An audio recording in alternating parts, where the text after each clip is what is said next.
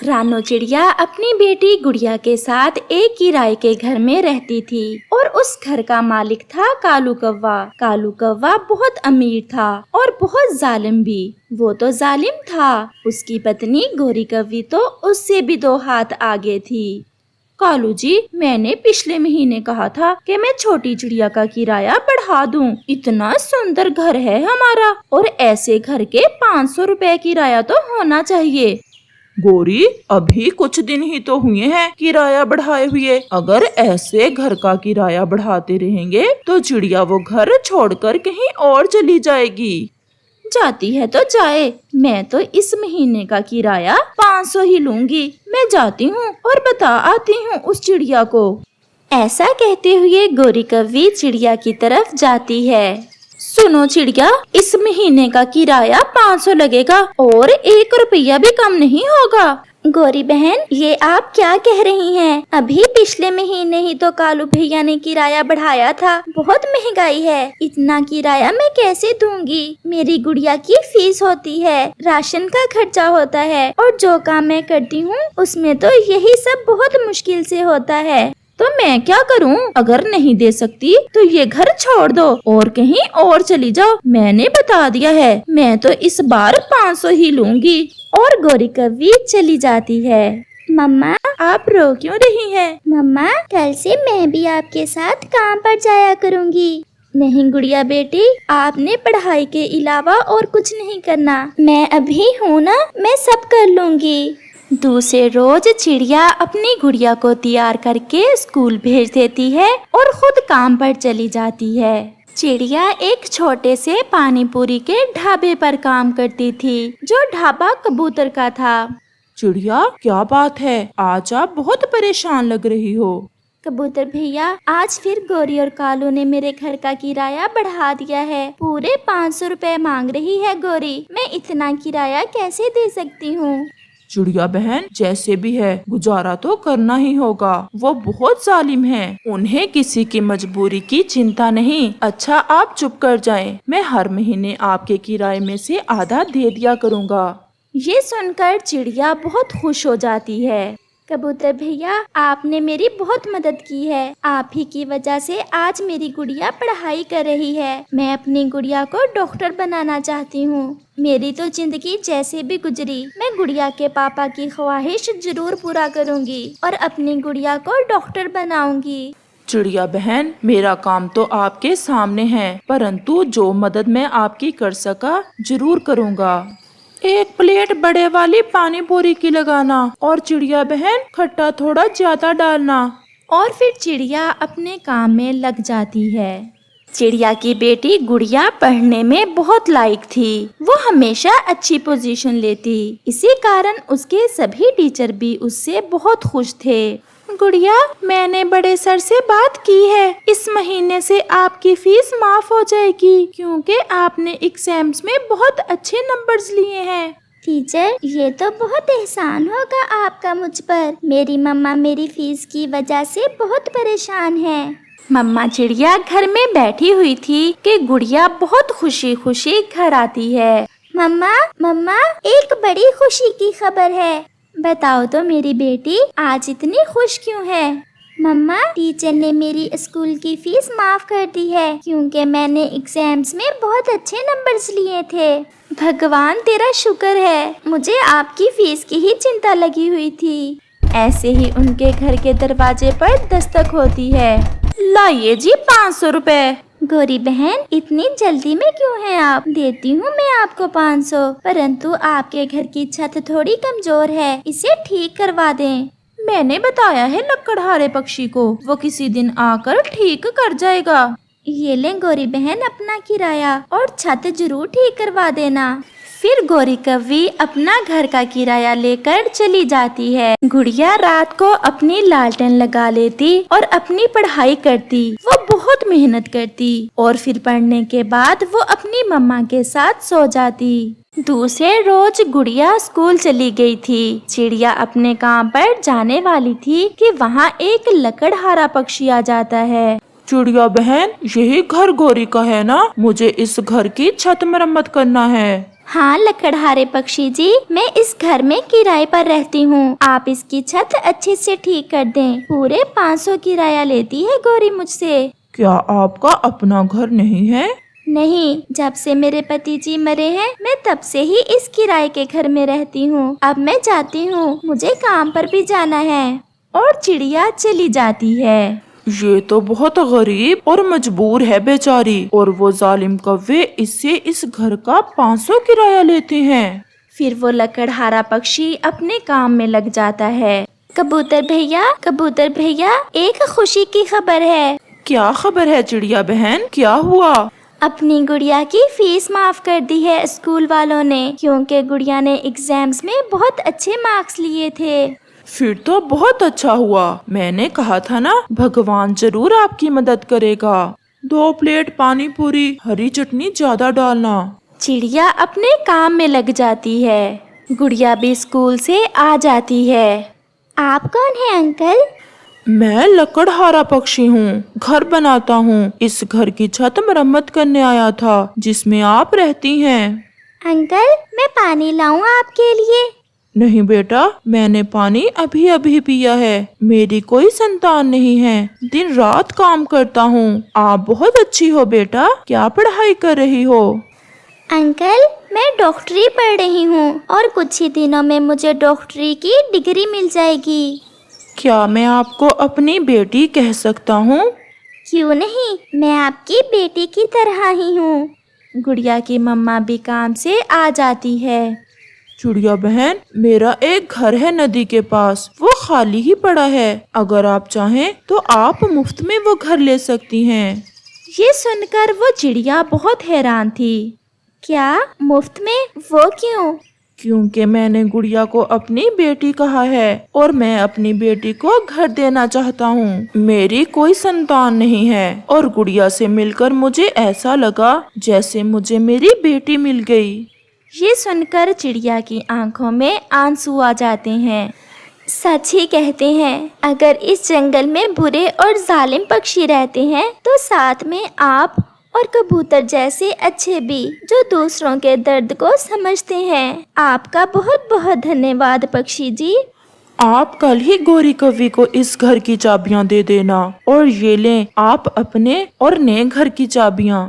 दूसरे रोज चिड़िया खुशी खुशी गौरी और कालू के पास जाती है। ये लें गौरी बहन, आपके घर की चाबियां। मुझे भगवान ने मेरा अपना घर दे दिया है।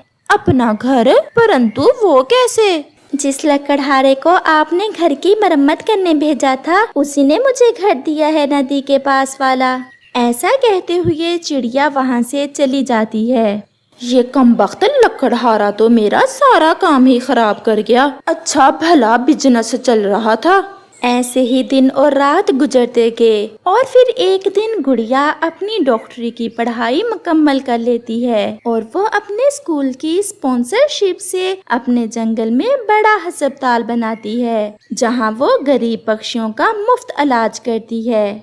अंकल कबूतर, आज से आप पानी पूरी के ढाबे पर नहीं जाएंगे, बल्कि आप और मम्मा मेरे साथ हॉस्पिटल में मेरी मदद करेंगे। गुड़िया मेरी बेटी, आपने साबित कर दिया कि एक माँ के दुख हमेशा नहीं होते। अगर संतान मेहनत करे तो वो अपने मम्मा पापा को हर खुशी दे सकती है जो आज मैंने पाली। और मम्मा, उस लकड़हारे अंकल को भी मैंने इसी हॉस्पिटल में बुला लिया है। अब वो घर बनाने का काम नहीं करेंगे, बल्कि गरीब पक्षियों में मुफ्त दवाइयाँ बांटा करेंगे। चिड़िया बहन, गुड़िया ने हमारे सभी दुख मिटा दिए। मुझे गर्व है अपनी गुड़िया पर। और मुझे भी माफ कर दो चिड़िया बहन, मैंने बहुत तंग किया आपको, परंतु मुझे आज पता चल गया कि खुशियाँ पैसों से नहीं बल्कि प्यार और मोहब्बत से मिलती हैं। और फिर वो सब मिलकर अपने जंगल को एक मिसाली जंगल बनाते हैं। चिड़िया बहन, फसल तो तैयार है, क्यों ना हम सब अपनी अपनी फसल मिलकर काट लें। ऐसे हम साथ साथ भी रहेंगे और काम भी हो जाएगा। मैंने पहले ही सोच रखा है, हम सब मिलकर अपनी गंदम काटेंगे और फिर सब मिलकर दूसरे जंगल मेला देखने जाएंगे। मेला? फिर तो बहुत मजा आएगा। चिड़िया, आपको याद है पिछली बार जब मैं बड़े वाले झूले में बैठा था तो मैंने कितनी चीखें मारी थी? याद है, मुझे याद है। मुझे तो ऐसा लग रहा था कि आप बड़े झूले से कूद ही जाओगे। तो फिर कब कटाई शुरू करनी है? फसल तो तैयार है, क्यों ना हम कल से ही अपनी फसल की कटाई शुरू कर दें। परंतु हमारे पास तो नई दरंतियां नहीं है। क्यों ना हम आज ही पास वाले जंगल में लोहार के पास जाएं और अपनी अपनी नई दरंतियां बनवा लें। फिर ऐसे वो सब दोस्त खुशी खुशी लोहार की तरफ चल देते हैं। कालू जी, देखा है कैसे चिड़िया पूरे जंगल में नाचती फिरती है, और गंदी आंखों वाला कबूतर तो मुझे इतना बुरा लगता है, मैं कैसे बताऊं। गोरी, उनकी गंदम की फसल हमसे ज्यादा अच्छी है, इसलिए तो आजकल वो बहुत खुश खुश फिरते हैं। तो फिर कुछ करो ना कालू जी, अपनी पत्नी के लिए। मुझे नहीं अच्छी लगती इन छोटे छोटे पक्षियों की बड़ी बड़ी खुशियाँ। गोरी, एक उपाय है मेरे शैतानी दिमाग में, अगर तुम्हें अच्छा लगे तो फिर जल्दी बताओ, मुझसे और इंतजार नहीं हो पा रहा। राजू बादल से मेरी अच्छी दोस्ती है, क्यों ना हम राजू बादल के पास जाएं और उससे कहें कि उन सब पक्षियों की फसल पर बरसात कर दे, ऐसे उनकी सारी की सारी फसल बर्बाद हो जाएगी। ये की ना बात मेरी बड़ी चोंच वाले कालू जी ने, तो फिर देर काहे की, चलो हम अभी चलते हैं। परंतु वो राजू बादल हमें मिलेगा कहाँ? सागर पर होता है वो राजू बादल, और कहाँ मिलेगा? ऐसे फिर गोरी और कालू दूसरे पक्षियों की पकी हुई फसल पर बारिश करवाने के लिए राजू बादल के पास जाते हैं। वो तो बहुत तेज उड़ रहे थे, क्योंकि गोरी को बहुत शौक हो रहा था कि वो दूसरे पक्षियों की फसल बर्बाद होते देखे। रास्ते में गोरी और कालू को दूसरे सब पक्षी मिल जाते हैं और वो एक पेड़ पर बैठ जाते हैं। गोरी और कालू जी, कहाँ भागे जा रहे हो? कहीं नहीं, मेरे ना पेट में थोड़ा दर्द हो रहा था, मैं तो वैद्य जी के पास दवा लेने जा रही हूँ। परंतु गोरी और कालू, हम तो नई दरांतियाँ भी ले आए हैं और हम कल से अपनी गंदम की फसल काटेंगे। क्या आपने कल अपनी फसल की कटाई शुरू नहीं करनी? हमारी गंदम तो अभी अच्छे से पकी नहीं है, हम 2-4 दिन के बाद कटाई करेंगे। मौसम का कुछ पता नहीं, आप भी जल्दी जल्दी अपनी फसल समेट लें, कहीं ऐसा ना हो कि पिछली बार की तरह इस बार भी आपकी फसल बर्बाद हो जाए। जाओ और अपना काम करो, अच्छी भली मैं बैठी हुई थी, गुस्सा दिला दिया मुझे। बर्बाद तुम्हारी फसल भी तो हो सकती है, हमारी क्यों हो? गोरी बहन, आप तो हर बात पर गुस्सा हो जाती हो। ऐसा कहते हुए तोता, कबूतर और चिड़िया वहाँ से चले जाते हैं। इस बार हमारी गंदम तो ये मोटी आंखों वाला कबूतर ही काटेगा। जब होगी ना इन सब पक्षियों की फसल बर्बाद, तो फिर नौकर बनाऊंगी मैं इन सब को, और फिर मिन्नतें करेंगे ये सब हमारी कुछ दाने उधार लेने के लिए। वो फिर से उड़ते हैं और वो सागर पर बादल के पास पहुंच जाते हैं। राजू बादल, कैसे हो आप? हम पहाड़ों वाले जंगल से आए हैं, कालू है नाम मेरा, और ये गोरी है तुम्हारी भाभी। गोरी और कालू कव्वे, मैं तो आपको अच्छे से जानता हूँ, और मुझे ये भी अच्छे से याद है जब एक बार मैं सूखने ही वाला था कि आपने मुझे पानी पिलाया था। तो फिर एक काम आप हमारा भी कर दें। बताएं कव्वे, क्या काम है आपका? मैं जरूर करूँगा। भाई जी, हमारे जंगल बारिश बरसानी है, और वो भी छोटे पक्षियों की पकी हुई गंदम पर। परंतु पहाड़ों वाले जंगल में तो गंदम की फसल पककर तैयार है, वो फसल तो खराब हो जाएगी। राजू बादल जी, खराब ही तो करनी है फसल उन पक्षियों की, फिर ही तो वो छोटे पक्षी हमारी गुलामी करेंगे। आपका बड़ा एहसान है मुझ पर, अगर आपकी यही इच्छा है तो हम कल आएंगे और बरसात देंगे आपके जंगल में। बादल जी, बरगद के पेड़ वाले खेत में जो फसल है वो हमारी है, उसका ध्यान रखना। आप बेफिक्र होकर जाएं, हम दूसरे पक्षियों की फसल पर ही बारिश बरसाएंगे। फिर खुशी खुशी गोरी और कालू कौवा वापस चले जाते हैं। रात को आसमान साफ था, चांद भी पूरी तरह रोशन था। चिड़िया, अब सो जाएं, मैं तो बहुत थका हुआ हूँ, कल सुबह सुबह गंदम की कटाई पर भी जाना है। हम कल सबसे पहले कबूतर आपकी फसल काटेंगे और फिर तोते की, बाद में शाम से पहले पहले हम मेरी फसल भी काट लेंगे, और फिर अगले रोज जाएंगे हम मेला देखने। अब सो जाएं, जल्दी सोएंगे तो जल्दी उठेंगे। अगले रोज सुबह होते ही तोता, कबूतर और चिड़िया अपनी फसल की कटाई के लिए पहुंच जाते हैं। वो अपना काम शुरू करते हैं। वो सब तो जल्द ही आधी से ज्यादा फसल काट लेते हैं। दूसरी तरफ गोरी और कालू बहुत बेसब्री से राजू बादल का इंतजार कर रहे थे। कालू जी, आया नहीं अभी तक तुम्हारा दोस्त? वो मेरा दोस्त वचन का पक्का है, वो जरूर आ जाएगा। मुझे तो बहुत मजा आने वाला है जब मैं बारिश के पानी में डूबती देखूंगी छोटे पक्षियों की फसल। ऐसे ही शाम हो जाती है। चिड़िया, कबूतर और तोता अपनी सारी फसल काट लेते हैं और अपनी अपनी गंदम अपने घर ले जाते हैं। अब हमारी चिंता खत्म हुई। अब हमारी गंदम हमारे घर आ गई। अब पूरा साल हमें कोई चिंता नहीं। चिड़िया, अब भूल न जाना, कल मेला देखने जाना है। याद है, कल तो होने दो। कालू जी, न जाने क्यों बादल नहीं आए अभी तक। अभी कौन सा अपनी फसल काट ली है चिड़िया और कबूतर ने। मेरा दोस्त राजू बादल कल आ जाएगा। गोरी और कालू कब जानते थे कि दूसरे पक्षियों ने तो अपनी अपनी फसल काट भी ली है। दूसरे रोज राजू बादल अपने साथ वाले दोस्त से कहता है, दोस्त चलो, आज हमें पहाड़ों वाले जंगल में जाना है, वहाँ बरसात करनी है। मैं थोड़ा पानी पी लूं और फिर चलते हैं। फिर वो दोनों बादल जी भर के पानी पीते हैं और पहाड़ों वाले जंगल की तरफ चल देते हैं।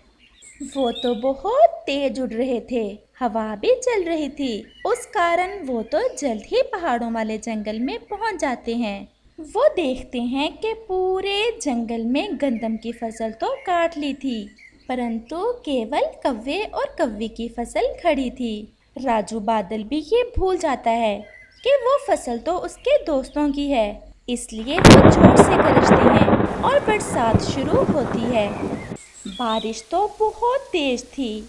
जल्द ही हर तरफ पानी ही पानी हो जाता है। कालू जी, ये क्या हो गया? सब पक्षियों ने तो अपनी गंदम काट ली है और हमारी सारी की सारी फसल ही पानी में डूब गई है। अगर किसी का बुरा सोचो तो अपना ही बुरा होता है। वो दोनों पति पत्नी बैठे रो रहे थे। इस कहानी से हमें सीख मिलती है, जो किसी के लिए गड्ढा खोदता है वो खुद ही उसमें गिर जाता है।